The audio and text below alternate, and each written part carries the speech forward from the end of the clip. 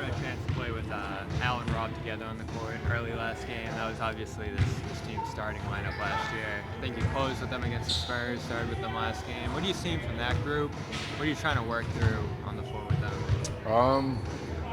Definitely having two bigs on the floor changes things. It changes your defense. Having both them on the floor, your defense is going to be probably at its best when them two are on the floor together. And then offensively, man, they have such different skill sets. To have someone that puts pressure on the rim, but also have someone that can spread the floor, and both guard the way they do, it's definitely a blessing for this team.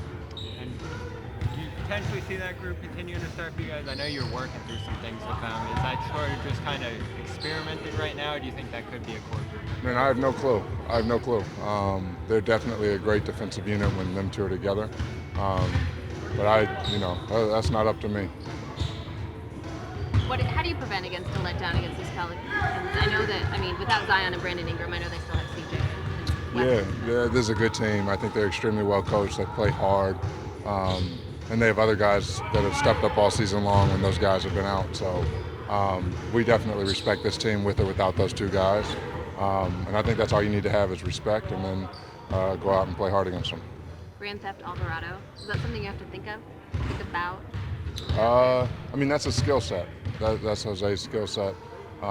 That's what he does. That's what he's known for. But it's like anything else. It's on the scouting report, and then you go out and compete against them. You've run point with double big lineups before, obviously. What's the tricky part of going back and forth between playing 5 out and playing 4 out?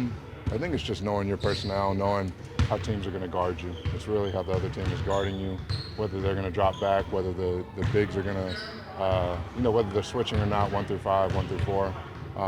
And that's the challenge of having, a 4-man or 5-man like Al that can pop, and then a 5-man like Rob that rolls, that gets to the rim, that puts pressure. The defense has to constantly adjust. Do you have to look for passing to when Rob is rolling, passing a little bit earlier and hitting him in the short roll, just because sometimes the defense. For sure. A lot of the time the rim isn't going to be there with Rob because that's what they expect. So it's hitting him early. Rob's an underrated passer, and allowing him to be the playmaker in the middle of the floor. How does your role change without Marcus? Do you have to prepare to play more minutes, do more ball handling? Honestly, I'm not sure. I'm trying to figure it out. I'm trying to adjust. We haven't had many games without him out there, and for me, it's whatever minutes I'm given or slotted, I go out and play. In terms of you in that point guard role, involving other guys in the team right now, whether it's Grant or Rob or whoever, how do you feel like that's going right now? I feel like it's going well. I feel like everybody right now is in rhythm. Everybody's playing well. We've gotten back sort of in our groove, and we're performing at a pretty high level all together. Thank you, Malcolm. Yep. Thank you. Presented by your New England Ford dealers. Built for America. Built Ford proud.